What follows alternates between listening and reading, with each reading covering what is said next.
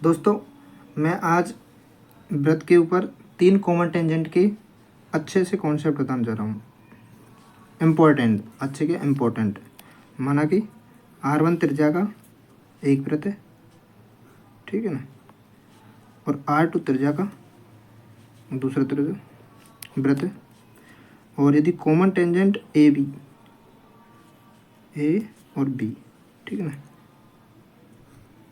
R2 त्रिज्या का, यदि O1 केंद्र है और O2 केंद्र है, यदि बीच की दूरी D है, एक तो ए कॉमन टेंजेंट और दूसरी कॉमन टेंजेंट का एक R1 त्रिज्या का वृत्त है, दूसरा R2 त्रिज्या का वृत्त है, और इसकी कॉमन त्रिज्यक कॉमन टेंजेंट है इसकी।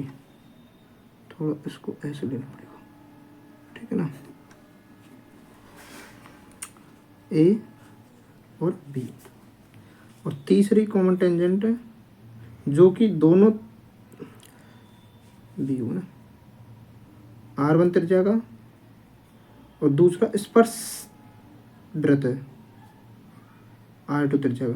ये त्रिज्या R1 R2 बराबर नहीं है बिल्कुल भी, वो तो ए बी कॉमन टेंजेंट है। अब तीनों कॉमन टेंजेंट है और तीनों का अलग अलग सूत्र है। थोड़ा तीनों की लंबाई का सूत्र है, कॉमन टेंजेंट की लंबाई सूत्र है। एक तो है जो स्पर्श रेखा है उसकी डी का square minus R1 minus R2 का स्क्वायर, और ए बी कॉमन टेंजेंट की लंबाई डी का square minus R1 plus R2 का स्क्वायर। इसमें प्लस है, इसमें माइनस है। इसकी स्पर्श रेखा सीधी है, इसकी त्रिज्यक है, ये ध्यान रखना है। और ए बी कॉमन टेंजेंट की लंबाई स्पर्श से बिल्कुल दोनों वृत्त, तो 2 गुणा R1 इंटू R2। ये 3 कॉन्सेप्ट। और आपके लिए एक कॉन्सेप्ट है जो आपको कमेंट सेक्शन में बताएंगे।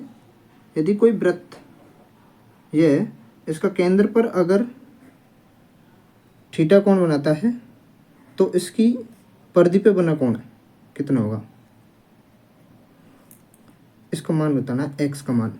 तो यदि ए बी और ये ओ है तो ये सी का मान, तो कोण सी का मान बताइए, या एक्स का मान, कोण एक्स कितना है, एक्स की वैल्यू कितनी है, यह आपके लिए।